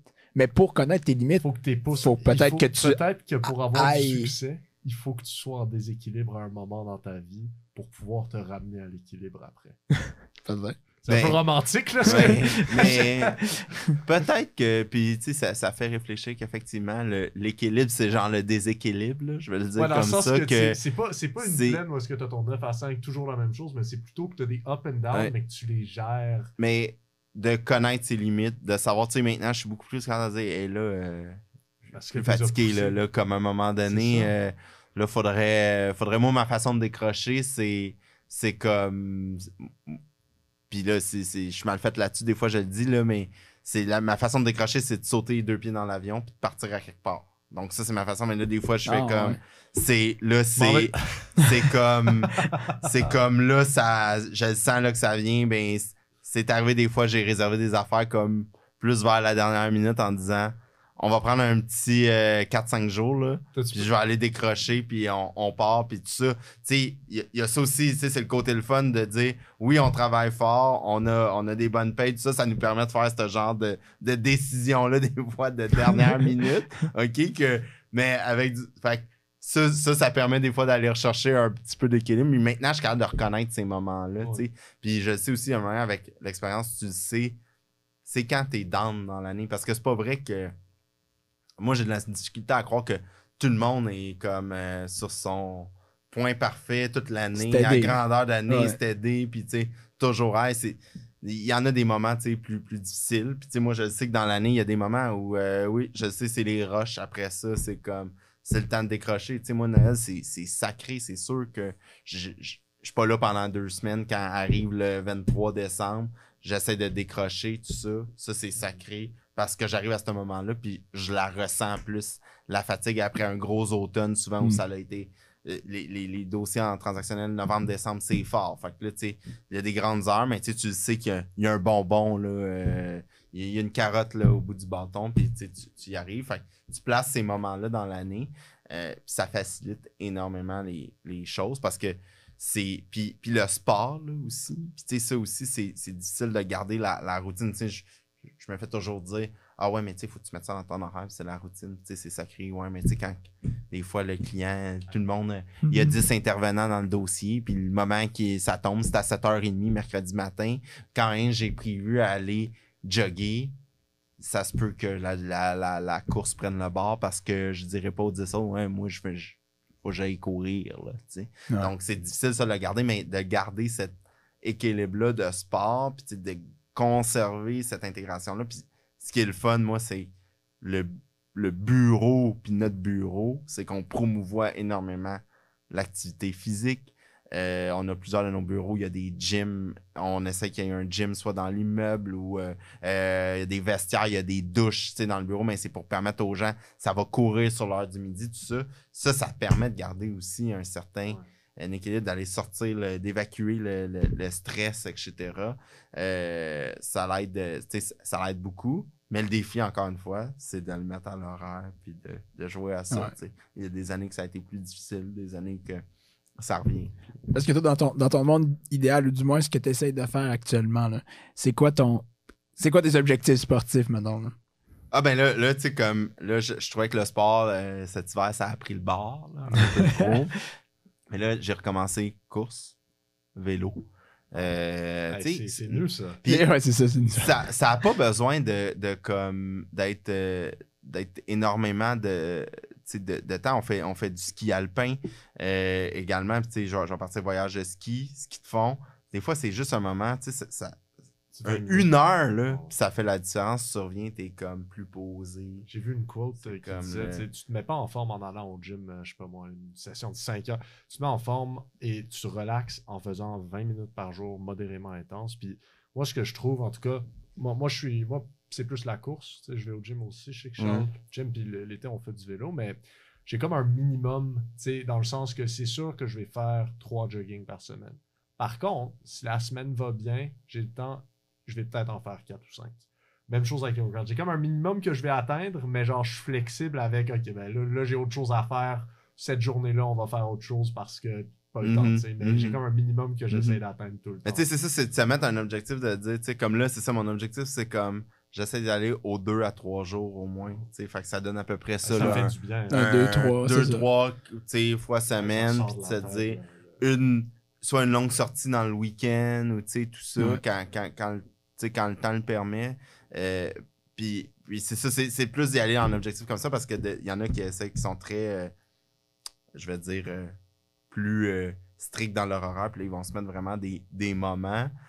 Mais comme je dis, il y a tellement d'aléas, des fois, c'est de la négo, des choses comme ça, le soir, événement, parce que là, tu sais, le soir, ça finit pas à 5 heures souvent, là. Il y a l'événement client, tu sais, regardez, ce soir, je suis ici. Donc, tu sais, il y a tout le temps un petit quelque chose, tu sais, qui se pointe, qui fait en sorte que c'est difficile de le garder, là, cet horaire fixe-là.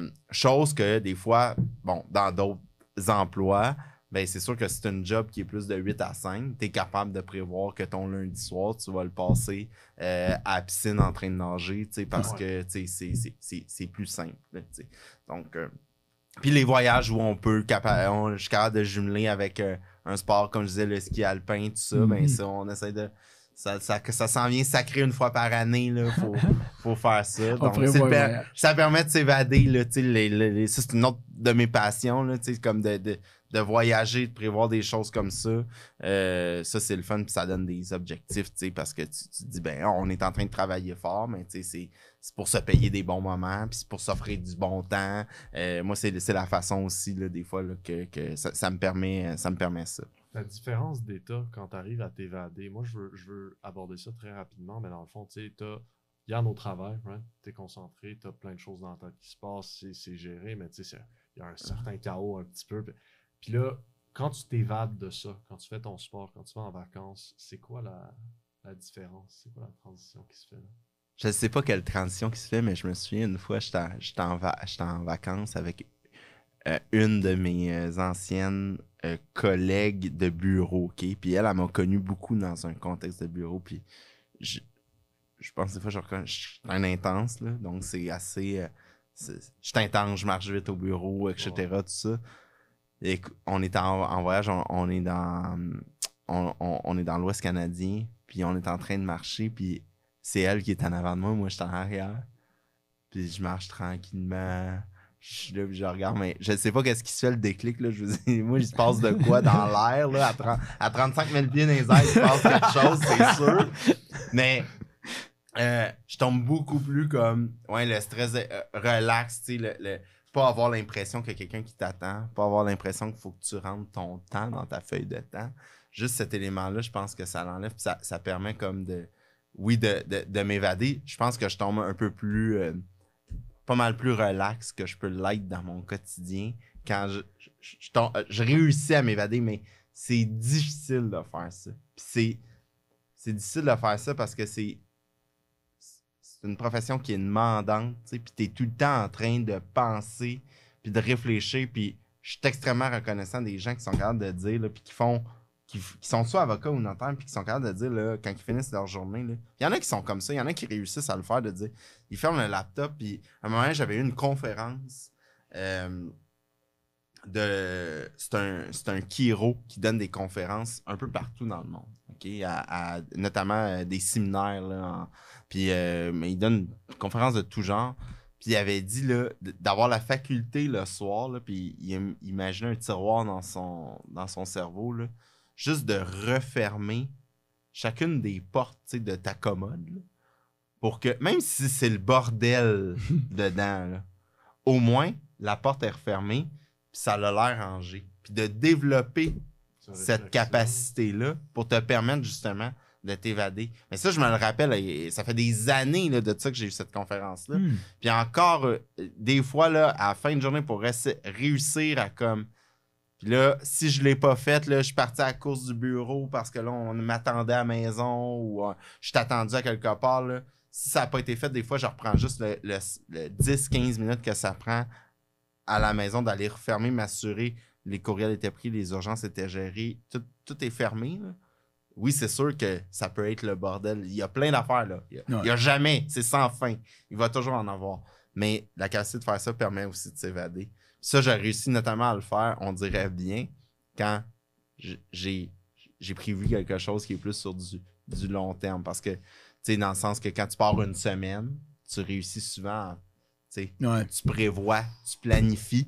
C'est planifié souvent là, quand tu fais ça. Fait que ça l'aide énormément là, dans essayer de cool down, de relax. Puis en ce moment, par rapport à ton travail, là,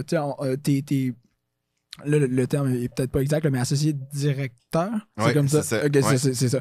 Puis c'est quoi les défis quand tu es rendu là? Parce que est-ce que tu es encore uniquement avec les clients? Ou est-ce que là, parce que je suppose qu'il y a un volet administratif, peut-être plus croissance de la firme qui rentre en jeu. En fait, c'est quoi ton rôle actuellement? Le rôle actuel, c'est effectivement ça, c'est associé directeur de la région du bureau de Sherbrooke, en fait, mais de tout ce qui est Estrie, donc toute la région de l'Estrie, etc. Donc, le bureau, j'ai à peu près il y a à peu près entre 50 et 60 employés ici au bureau à Sherbrooke. Là, je dis employés, il y a des gens de marketing, il y a des gens de ressources humaines, il y a des personnes qui sont en finance, en comptabilité, puis il y a évidemment des avocats, là, puis tout le personnel là, qui permet de servir là, les clients puis ce qu'on fait. Moi, je suis encore très, très exposé parce que mon rôle en tant que tel, puis comment est-ce que la firme a décidé, en fait, de tourner ce rôle-là de directeur des bureaux, de nos bureaux, c'est un rôle qui est très axé sur la clientèle. OK? Donc, c'est-à-dire que moi, c'est de m'assurer qu'on dessert bien les clients, que les gens au bureau rendent les services qu'ils ont à rendre aux clients, de m'assurer de la visibilité aussi de l'entreprise sur le marché. Donc, de m'assurer que si Charles-Antoine veut être sur un conseil d'administration ou quelqu'un s'offre, je vais essayer de mettre ça ou plugger ces gens-là en contact puis de mettre ces gens-là en contact. Donc, il y a gros un rôle de coordination de ça.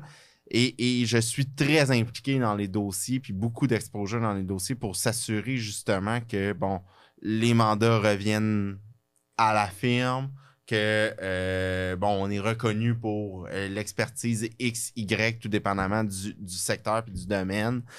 Donc, c'est énormément ça qui est le rôle.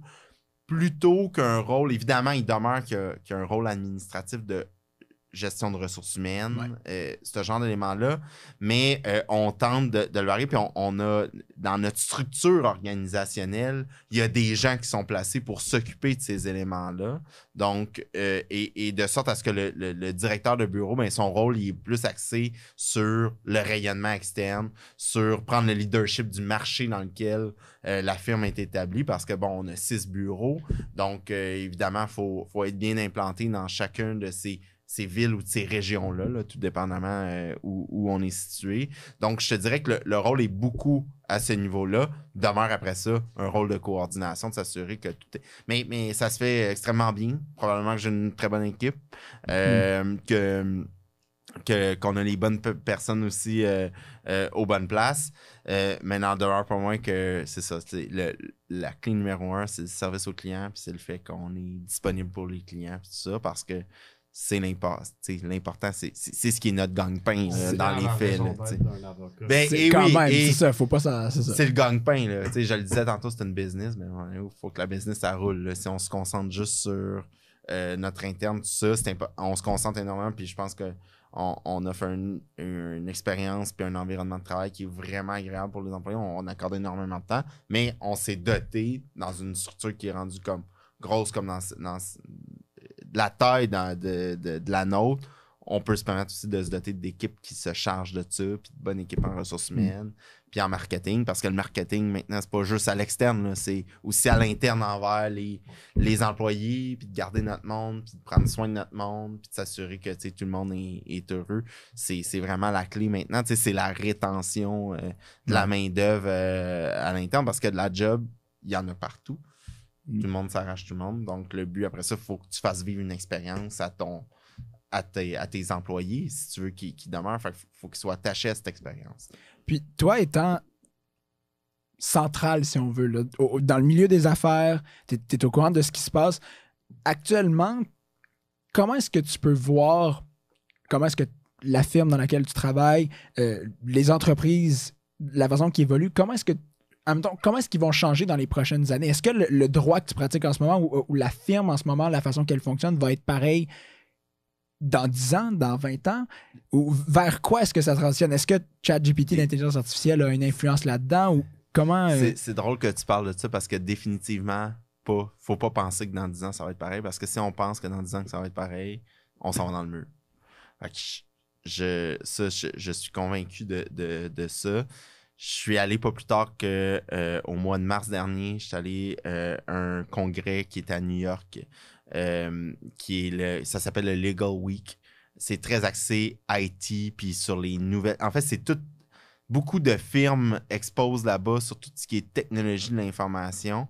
Et là, la mode est aux États-Unis, puis au Québec, on est un peu plus, je pense, isolé de ça, de par la langue, parce que les logiciels offerts sont anglophones, puis on est dans un système de droit civil, donc on n'est pas en commun là comme ailleurs, soit au Canada ou aux États-Unis, où aux États-Unis, le marché il est comme énorme, mais là-bas, là, ça se développe, là, les logiciels là, de reconnaissance, tout ce qui est le sujet de toutes les conférences, c'était comment est-ce que l'intelligence artificielle va changer, en fait, dans les prochaines années, la pratique du droit et tout ça. Et définitivement qu'il y a des postes on va arriver, je pense qu'on va être rendu là, mais à titre de valeur ajoutée dans les dossiers, les avocats. Ouais.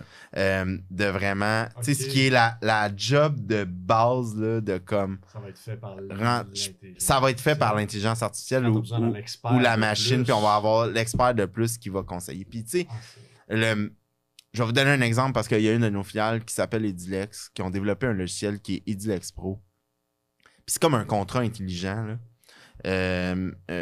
Qui en fait qui fait les appels d'offres maintenant pour les villes, parce que dans mettons les villes ou les ministères, là, les organismes publics, ok, et ça c'était des gens qui étaient souvent des non-juristes là, qui étaient mis dans un poste, puis là ils font l'appel d'offres pour faut changer toutes les chaises à l'université de Sherbrooke, donc et ils lancent un appel d'offres et là, c'était quelqu'un qui rentrait ça, faisait des erreurs en montant le document, étant pas juriste, voit pas l'impact de certaines clauses, tout ça. Nous, on a développé un logiciel qui est comme intelligent. Donc, tu décides de mettre cette clause-là, ça va retirer celle qui est contradictoire et tout ça, permettant, en fait, à la même personne qui remplissait ce dot du logiciel, complète le document, il y a beaucoup moins de chances d'erreur. Mais il y a un service à la clientèle qui est offert sur ça. C'est des juristes qui sont au bout de la ligne pour dire hey, là, j'aurais peut-être tel élément ou tel questionnement par rapport. Puis je pense que ça, c'est précurseur. Il n'y a pas encore totalement de l'intelligence. C'est une certaine forme d'intelligence artificielle qui est mise là-dedans, mais pas comme on peut connaître avec ChatGPT et tout ça. Mais je pense que c'est vers là qu'on s'en va. Puis c'est vers des. Puis c'est pas pour rien là, qu'on a fait des acquisitions, nous, il y a quelques années, ou de firmes qui sont plus axées technologiques ou qu'il y a des choses qui sont plus automatisées. Mais c'est parce qu'on va s'en aller un jour vers ça.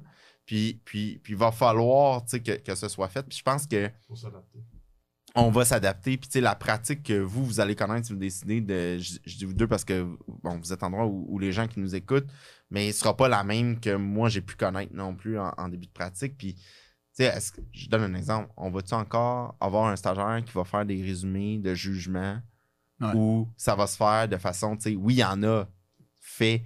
mais c'est-tu un logiciel éventuellement? Mais évidemment, ces outils-là sont loin d'être parfaits en ce moment. Puis c'est comme dangereux d'utiliser ça, là, je vais le dire. Ça te sort pas. Taper, explique-moi tel article du Code civil. La réponse est loin d'être parfaite. Mais c'est définitivement là. Fait que là, Puis pour vous donner un exemple, là, aux États-Unis, ils sont beaucoup dans la reconnaissance en ce moment, ça sur quoi ils travaillent, dans de la reconnaissance de texte. Là, le nom m'échappe là, parce que je suis pas là-dedans au quotidien, mais supposons là, des grosses entreprises qui vont mettre tout leur beau, puis ils vont dire trouve-moi les durées ou les options de renouvellement, puis highlight-moi, puis le logiciel permet d'aller chercher dans les contrats. Ça, c'est une job qui est faite actuellement à la main, là, parce que c'est quelqu'un qui va... Mais là, le logiciel va permettre de tout sortir. Hey, il va sortir tous les contrats qui finissent le 31 décembre 2023. Donc, pour du gros volume, puis évidemment, des fois, aux États-Unis, les entreprises sont plus grosses, tout ça. Ils se dotent de ce genre dans les équipes juridiques, les contentieux se dotent de ce type de logiciel-là pour éviter... Ça permet d'automatiser certains éléments puis de faciliter énormément la tâche. Fait que c'est sûr que c'est vers là. Quand tu vois ça, tu traverses la frontière puis c'est pas loin de chez nous, puis que tu vois ça, tu te dis OK, on va être ailleurs dans quelques années d'ici. Là. Puis ça, il faut rester à l'affût de ça. Puis un cabinet qui veut pas investir dans la technologie, moi, je pense que c'est des cabinets qu'on ne verra plus, ou qui vont se faire avaler par d'autres gros joueurs pour être intégrés parce que ça va prendre aussi de la volonté de la part des associés de ces bureaux-là d'investir de l'argent puis de laisser de l'argent dans la boîte pour faire évoluer puis rester à l'affût. Ouais, ça, c'est un bon point. Puis c'est certainement un sujet qu'on entend beaucoup parler. Pas juste en droit, dans tous les domaines. Là, c'est le monde en entier. Là. Ah ouais, absolument. Puis on sait qu'il y a quelque chose qui bouillonne. On sait qu'il y a quelque chose qui s'en vient. Les mouvements à la bourse, que ce soit les placements de quoi, l'intelligence artificielle va avoir une place dans nos vies. Puis on le voit déjà. Je sais pas si tu utilises pour le fun. Est-ce que tu utilises ChatGPT ou non, pas du tout? C'est des gens qui m'ont montré comment est-ce que ça... Non, je l'utilise pas. Puis, ça sent bien. Mais il y a bien des gens, puis je me rappelle, moi, d'un collègue là, qui est très à l'affût de ça, qui est venu me voir il y a 2... Avant qu'on entende parler, là, qui est venu me voir puis qui a dit « Hey, il y a ça qui s'en vient, regarde... tu peux écrire une lettre d'anniversaire à quelqu'un. On va dire que c'est écris-moi une lettre pour souhaiter joyeux anniversaire à quelqu'un. Puis là, ça l'écrivait tout ça. Tu dis, on dirait, ah ouais, ok, c'est cool. Mais jamais tu penses que ça va prendre l'ampleur que ça a pu prendre en début d'année, là, au mois de janvier, quand tout ça est sorti.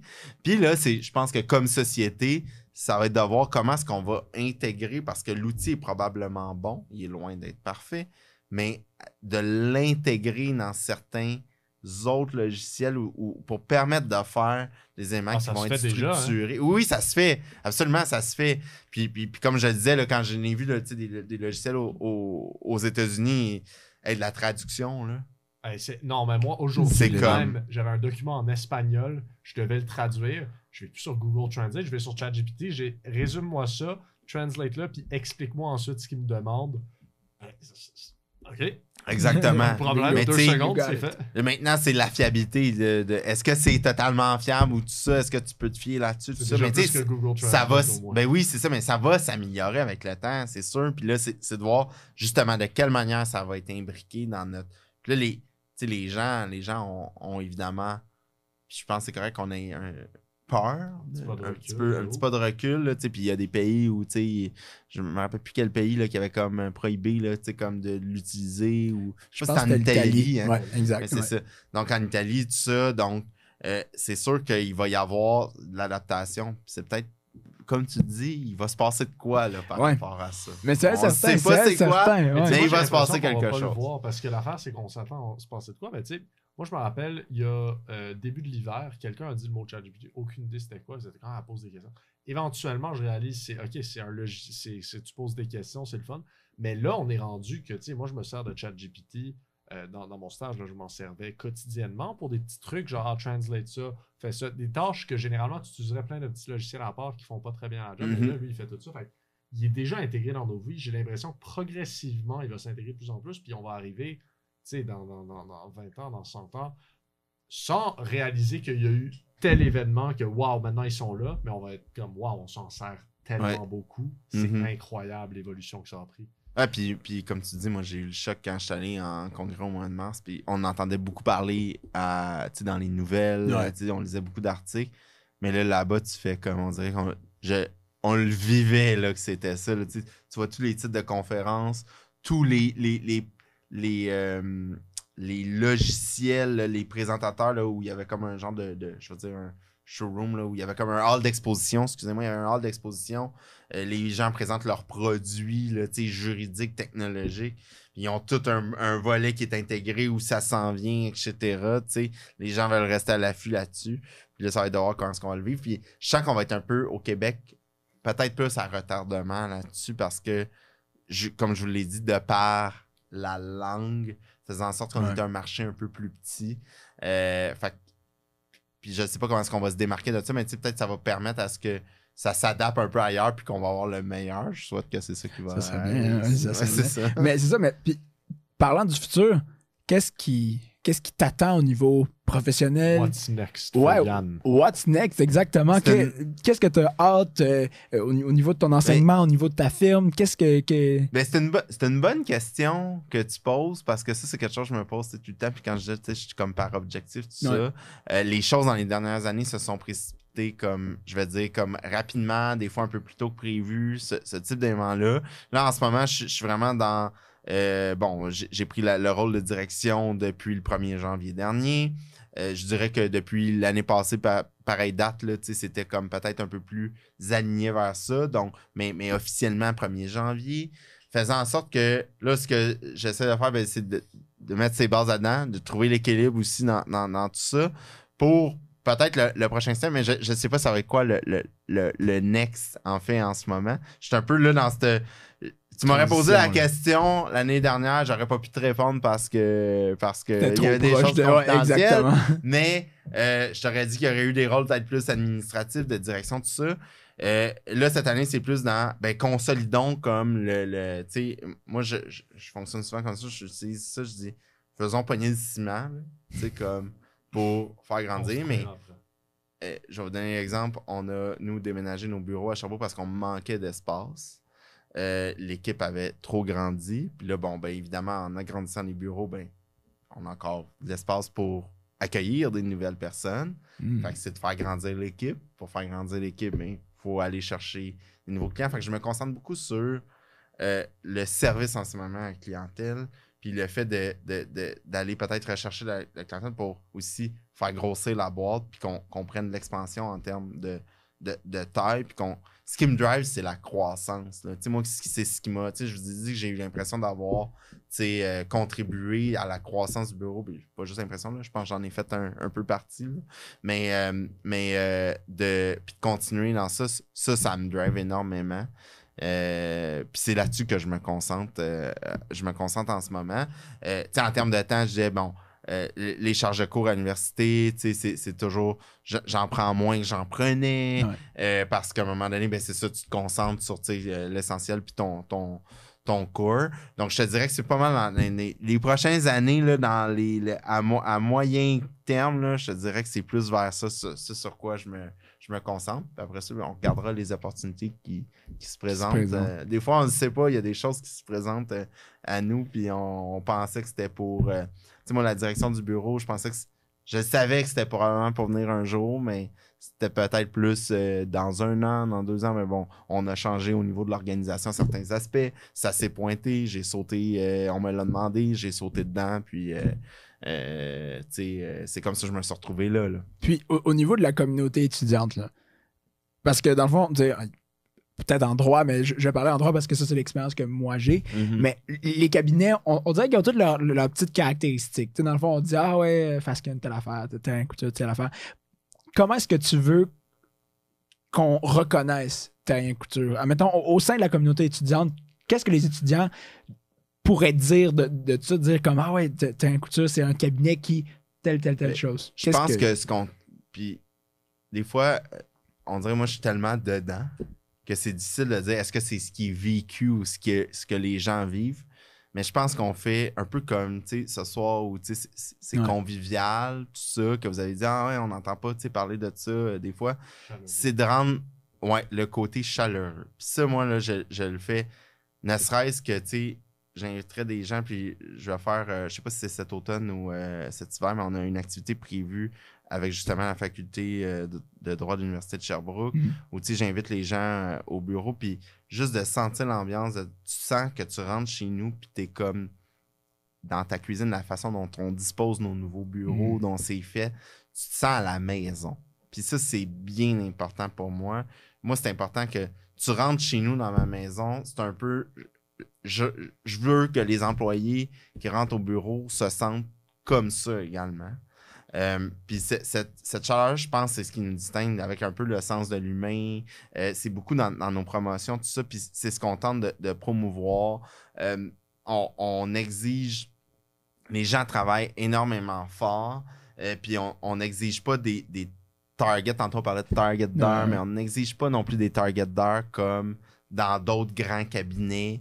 Des fois, c'est plus réduit. On a une ouverture à ce que les gens adaptent en fonction de leur réalité. Donc, on essaie d'être très accommodant à ce niveau-là. Puis, je pense que ça se vit. Je pense vraiment que ça se vit au bureau, cet aspect-là. Je dis pas que c'est toujours facile, là, parce que je me mettrais la tête dans le sable de penser comme ça. Mais il y a cette ouverture-là, l'accessibilité aux gens. Chez nous, on se tutoie. Il n'y a pas personne qui s'appelle maître ou c'est comme imposé dès le départ. Ça coupe des barrières. Fait que ça, c'est très facilitant, je pense, puis ça rend les gens accessibles.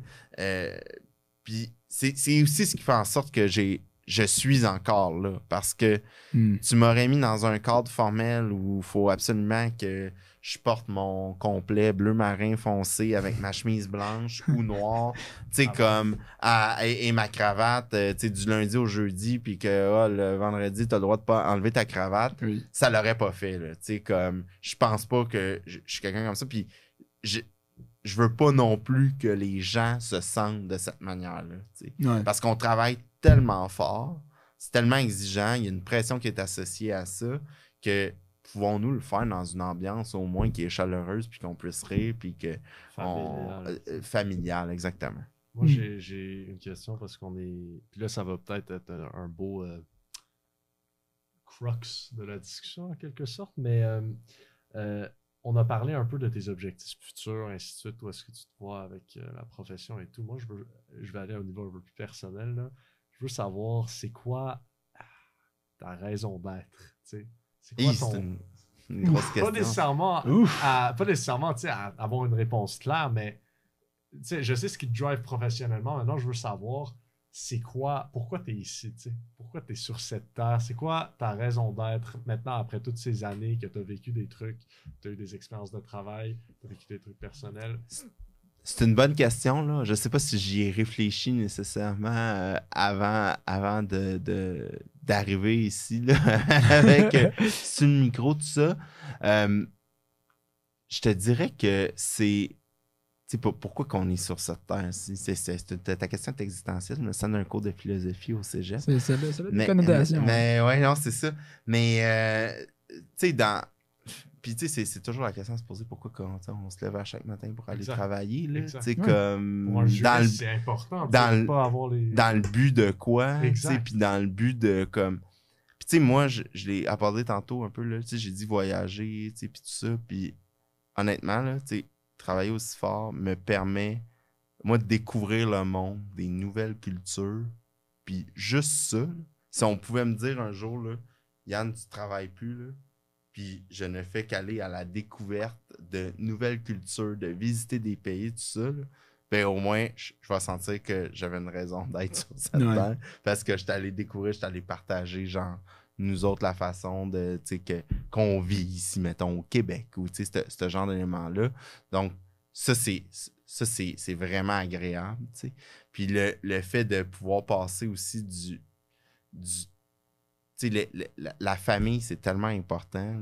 Puis comme les gens proches de soi, là, tout ça, là, ça aussi, c'est important dans notre vie. Puis je sais pas si c'est une raison d'être, là, mais le fait de vouloir puis de pouvoir partager, puis d'avoir des bonnes relations, tu sais, Comme puis si le travail est un ça. médium qui te permet d'en avoir permet plus d'apprécier sur ces niveaux-là. moments-là, en fait, de comme où t'as décroché, t'es proche des gens que t'aimes, t'es proche de comme, puis d'aller découvrir des nouvelles choses, de profiter de la vie, de tu sais, moi, on disait à un moment donné, c'était comme à la mode, là, tu disais, hey, es-tu un épicurien, c'est tout ça, là, pour moi, là, tu sais, tenter des nouvelles affaires, puis des nouvelles expériences, puis manger des affaires que personne n'a mangé, puis que, tu sais, ce genre d'éléments-là, là, ça m'allume, là, tu sais, puis c'est comme vraiment, vraiment, là, tu sais, ça, c'est pour ça que je travaille aussi fort pour pouvoir vivre des moments puis apprécier ces moments-là, là, ça n'a pas de prix, là.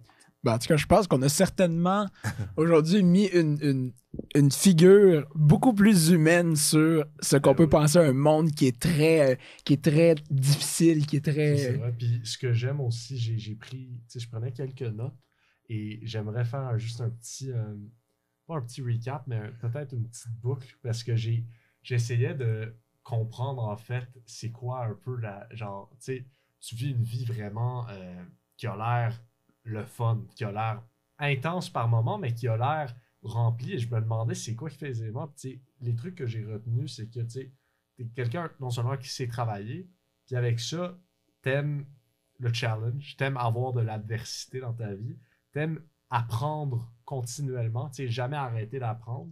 La nouveauté aussi très important. Et ce que tu avais dit au début, le sentiment de contribuer à quelque chose dans la vie de tous les jours, dans ton entreprise. Et enfin, la dernière chose que j'ai retenue, c'est de transmettre tout ça à des étudiants. Puis c'est comme plein d'éléments que j'ai retenus que je trouvais que ça fait un beau portrait. Je pense que c'est un excellent résumé que tu viens de faire là. Puis ça représente bien qui je suis puis comment je vois la vie puis je vois les choses dans mon quotidien. Ah ben écoute, Yann, merci tellement pour le temps que tu as passé. C'est vraiment apprécié. C'était une belle discussion. On va certainement être content de montrer ça à tout le monde puis à la communauté étudiante. Là. Fort apprécié. Merci encore. Ben, merci à vous deux. Merci. Une belle discussion rafraîchissante aujourd'hui qui amène le droit sur un autre angle que j'ai trouvé beaucoup plus humain. C'était très agréable. Qu'est-ce que tu en penses? Moi, j'ai été, comme tu dis, très plaisamment surpris. Et c'est quelque chose d'intéressant d'avoir quelqu'un comme prof et de se faire une vision de lui basée sur la personne qu'on observe, notre professeur, et ensuite avoir une discussion comme ça qui ouvre tout un autre côté et on apprend à le connaître sur un niveau beaucoup plus personnel et qui a, moi, en tout cas, chamboulé la vision que j'avais de Yann. C'est un être humain absolument fantastique et c'est pas que j'avais une mauvaise vision du tout, mais ça a juste ouvert énormément d'autres côtés de sa personnalité que je ne savais pas.